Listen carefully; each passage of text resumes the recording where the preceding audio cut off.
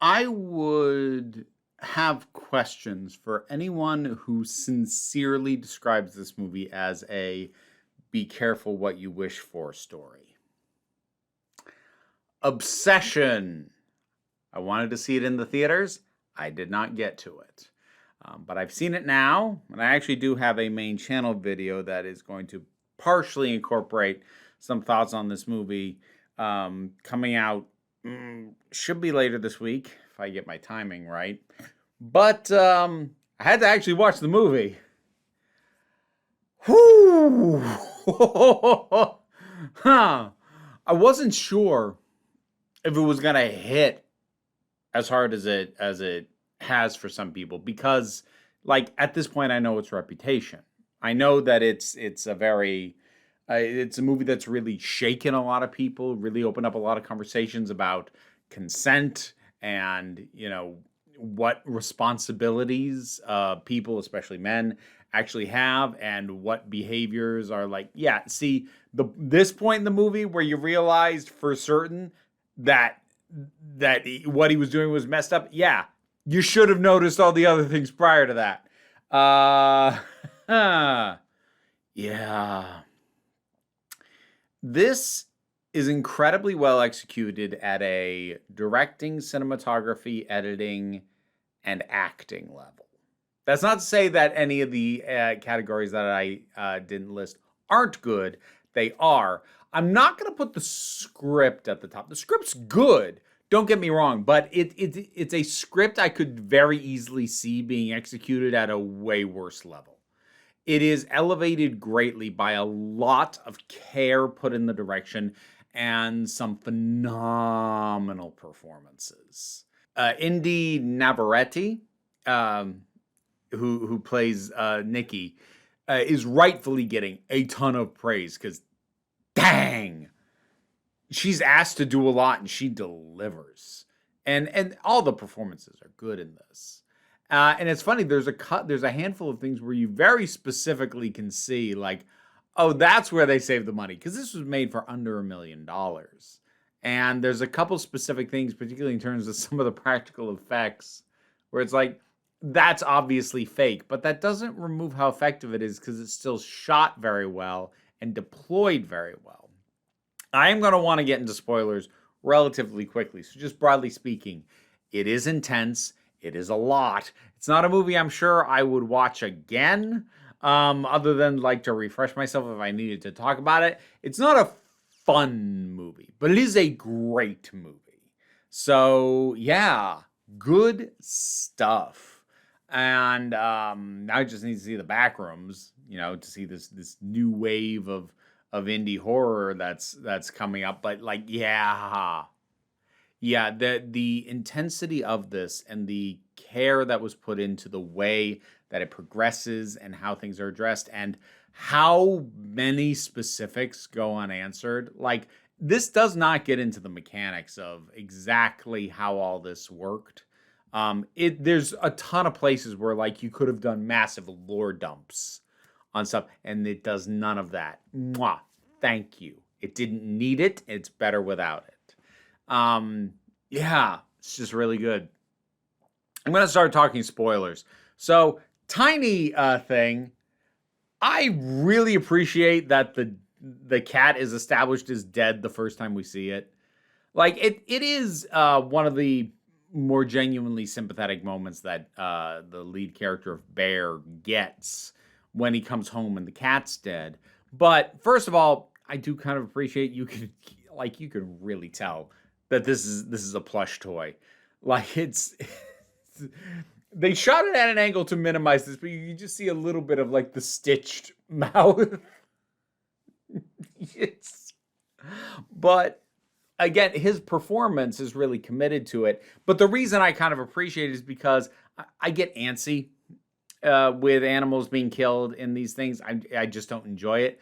So I like that for the messed up stuff that's got to happen in relation to the cat. Cat was already dead when the thing started. So we're not killing a cat. We're just going to desecrate an already dead cat's body. Still messed up, but doesn't upset me in the same way. The other practical effect that's super obvious is when Sarah gets killed. that dummy is not very convincing, but the kill still works because of how sudden and brutal it is. And again, massive commitment from the performances, but it's so obviously a dummy. Like, you can tell really clearly, but they cut it together so well, and it just happens so fast and so hard. You're like, okay, yeah, no, that still works. Yeah. Bear. It is funny to me. Well, it's not funny. It's sad.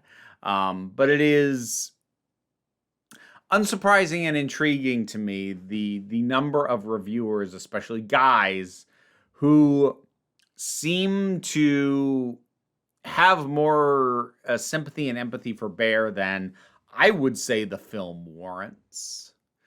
I don't think, okay, so this has kind of been teased out into like this conversation about, well, is Bear actually the bad guy? As if that's a question. Like, I would severely question, like deeply, the media literacy skills of anyone who does not get, by a little past the halfway point, that he is undeniably the bad guy. Like, if, depending on your background and understanding and life experience, you may not catch that he's the bad guy as early as it kind of becomes clear. And trust me, there are signs, literally scene one, that it's like, oh, you're the nice guy. But I mean, if you've ever been or still are a nice guy, maybe you're willing to give him a little more rope. But obviously, the point at which it's incredibly clear and undeniable that he is the bad guy is when the real Nikki kind of peeks through this possessed body, and that is just adhering to his wish, or trying to, and begs him to kill her because she'd rather be dead than go through what she's going through. And his response is, would it really be so bad being with me? He gets told by someone whose autonomy he took away. And like, yes, he didn't know the thing was going to work, but he still made that wish. He didn't make that wish because he didn't want it to happen. He may have not realized it would. And even if you try and argue to me, if he had thought it was real, maybe he wouldn't do it.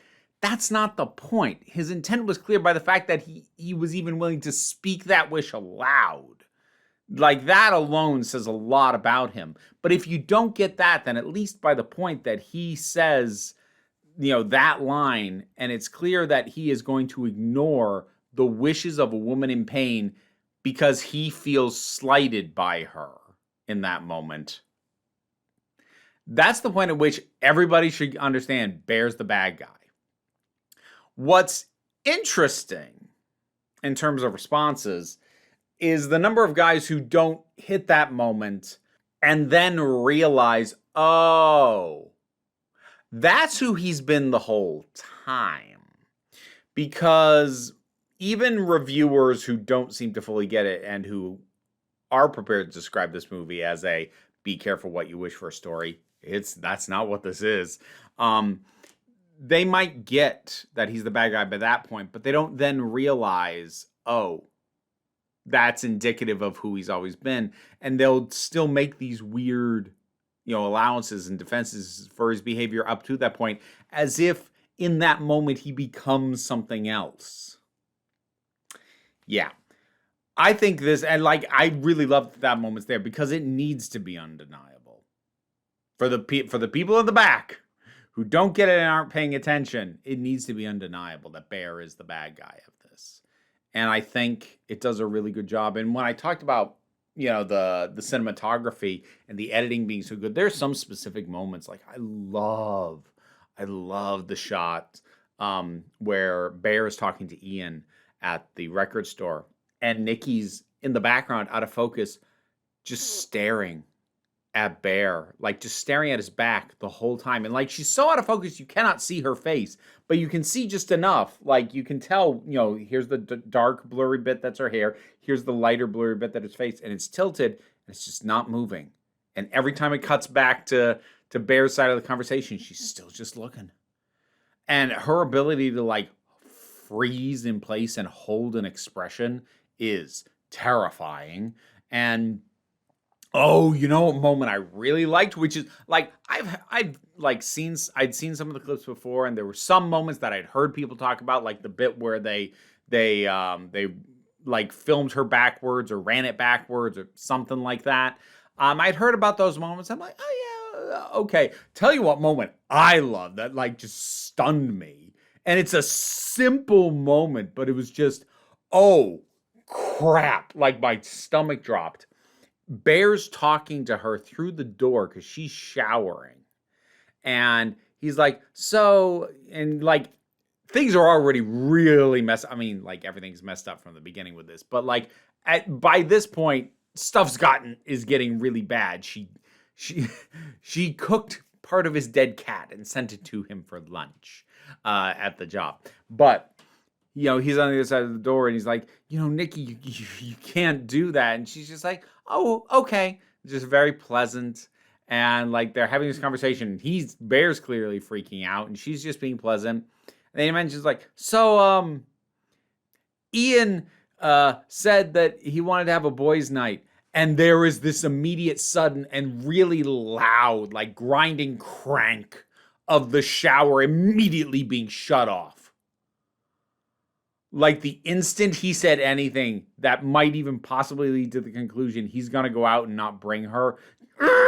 Oh, it's so simple. It's just sound design, but oh, wow. That moment hit. And there's a ton of stuff like that. There's a ton of stuff like that throughout the movie. It's just really well put together and really well presented and incredibly well acted. These actors committed. Like this is what you get from a solid script. Again, I'm not praising the script as highly as other stuff, but the script is good. But what makes the movie great, whereas the script is only good, is the commitment on display from everybody involved. Nobody approached this like it was low budget. Like logistically, obviously it's low budget, small cast, very small number of locations. Most of the practical effects you can really see the seams on. It's clearly low budget, but it feels like nobody who was involved in this used that as an excuse to do half-assed work. Everyone was like, we're taking this as seriously as we can, treating it as seriously as we can. We're treating this the same way we would if we had a $50 million budget. And that's a commitment that results in a great piece of work like this. I'm nervous for whatever Curry Barker does next. Like, this is one of those things that's such a massive splash that it's hard to follow up from. It's not impossible, but like, what? Who was following the next immediate projects from the folks who made the Blair Witch Project or the first what the heck is it? Those found footage haunting movies. Paranormal Activity. There it was. You know, and those were also movies that did a lot with very little, but it's very easy to, you know, sort of peak very early. Now, on the other hand, granted, he had more of a budget and also more experience, but the other hand, you can get someone like a Jordan Peele who just keeps doing banger after banger whenever he steps behind the camera again. So, you know, we'll see what we get, but part of me gets nervous when somebody debuts this big. I suppose the other comparison I'll make would be Neil Blomkamp. Everyone's like, oh, District 9's so amazing. It was fine. I thought it was good, but a little bit overrated. And now he's making frickin' AI movies, which so many people are disappointed. It did not surprise me at all. I'm on a tangent. Anyways, Obsession. It's real good. It's very good. It's very intense.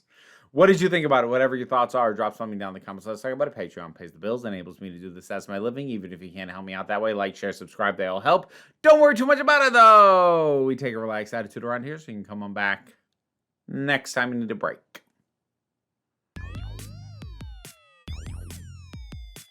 Now to thank my highest supporting patrons: Robin Moore, Jared Boyce, Subin Lupula, Daphne Matthews, Kay Johnston, Auntie Kate 808, Mira G, Angry Casper, Dave Hall, Snark Shark, Oliver B., Mystic Shadow, Stephen Miller, Welsh Wrestling Geeks, Magdalena, Melissa Pedersen, Becky Sparks, Twilord, Tracy Scrabbit, Claire Wright, Pal Baraba Joggle, and Sir Didymus is my favorite.